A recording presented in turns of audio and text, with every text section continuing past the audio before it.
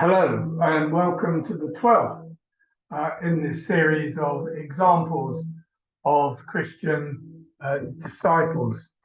And staying with the theme of the persecuted church in Eastern Europe, which I started yesterday with the story of Brother Andrew. Today I'm featuring Richard Wurmbrand, who was a Romanian pastor, born in 1909. He was originally a stockbroker. He began his career as a stockbroker, but then he turned into a pastor whose ministry went on for a number of years. At that time in Romania, it was illegal to preach the gospel. And this didn't stop Richard Wormbrand. He would go out and he would preach. He would often preach to groups of Christians meeting in the forest, the sort of underground or woodland church, meeting in secret, and he would preach there. He was first arrested by the government for preaching the gospel in 1948. He was ruled an enemy of the state and imprisoned for 8 years. 3 of those years, he was in an underground cell in solitary confinement with no lights, windows, or communication with the outside world.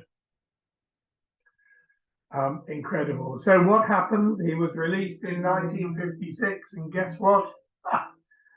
Having been ordered to preach no more, he goes back to preaching. Echoes of the early disciples we read about in the Acts of the Apostles. But he continues his ministry, and he was arrested again, having been released in 1956. He was arrested again in 1959 and sentenced to 25 years in prison. Imagine that.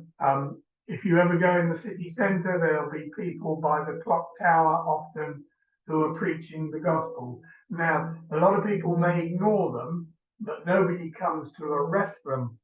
But in those days, you could be arrested in Eastern Europe and the Soviet bloc for doing that very thing. So he was sentenced to 25 years, repeatedly beaten and tortured. His wife was in prison for years in a slave labor camp, and his 9-year-old son was forced to survive without his parents. But in 1964, having served 5 years, he was given an amnesty, and along with his family, he escaped to America.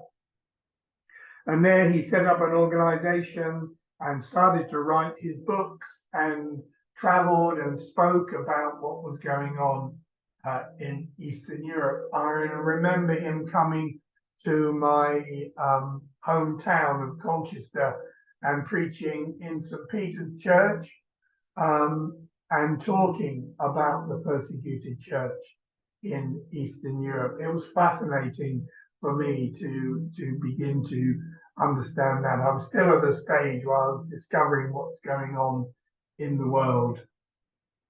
And he was also the first preacher I've heard with an Eastern European accent, and the way they spoke English was fascinating to me. It was this German from the East, he said in a bad accent. And he went on communicating and raising issues throughout his life. And as I say, he wrote books, he preached, he had many people working for his organization who went out and told what was happening. Fascinating man.